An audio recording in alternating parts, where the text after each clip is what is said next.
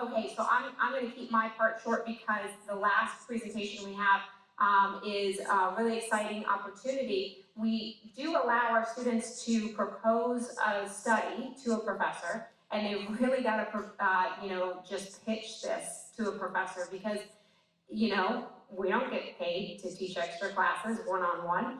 And so this is an independent study that this particular student proposed, and very relevant to what public relations people deal with in the civilian world, but extremely relevant to our public affairs and our CompStrat officers. So I'm going to have Ada come up here and talk about what will eventually be a longitudinal survey, and I think you guys will all be interested. So over to Ada.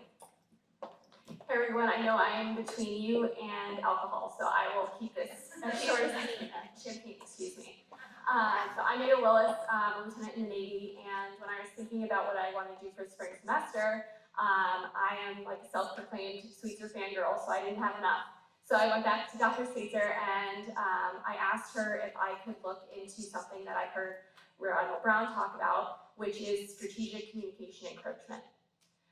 So in the civilian world and in the military sector, we're seeing a lot of these buzzwords, strategic communication, and what is that, what does it mean?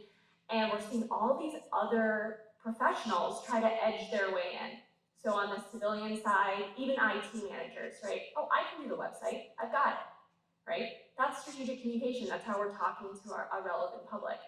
In the military side, we're seeing it through commanders' action groups, theater security cooperation officers, even some N3 ops officers are conducting strategic communication. But what does that really mean? And how does that affect the organization? So steeped in role theory, which is Kahn et al. 1964, I look at role conflict, role ambiguity, and role expectations of public affairs officers and strategic communication counsel to try and identify the delta that commanders have between the importance that they place on strategic communication and the strategic communicators that we are as public affairs officers. So role conflict is when two people in the same command think that they should be doing the same job. So PAOs and another strategic communication counsel. Role ambiguity is when people don't know what we do, which for public affairs officers is a lot of people. A lot of people don't experience public affairs officers till they're 05s or 06s, or they interact with UPARs and they think we're the same thing. The last thing is role expectation. Do we know what we're supposed to be doing, and do we have the tools to do it?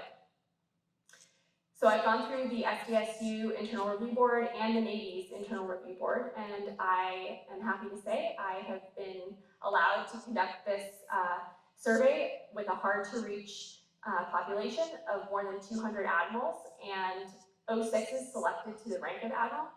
It'll be over 3 years, and it'll look at things such as what do they think strategic communication is? How important do they think it is? How important do they think public affairs is? Their public affairs officer? How influential do they think PAOs are at the command and to their audiences? And how can we show that what we do is strategic communication? So that's really all I have right now. We're going to start this study here in the next couple weeks, hopefully, and then we'll do it over 3 years to see how perceptions change as admirals are seeing more PAOs as they go through their career. If you have any questions, I'm happy to answer it.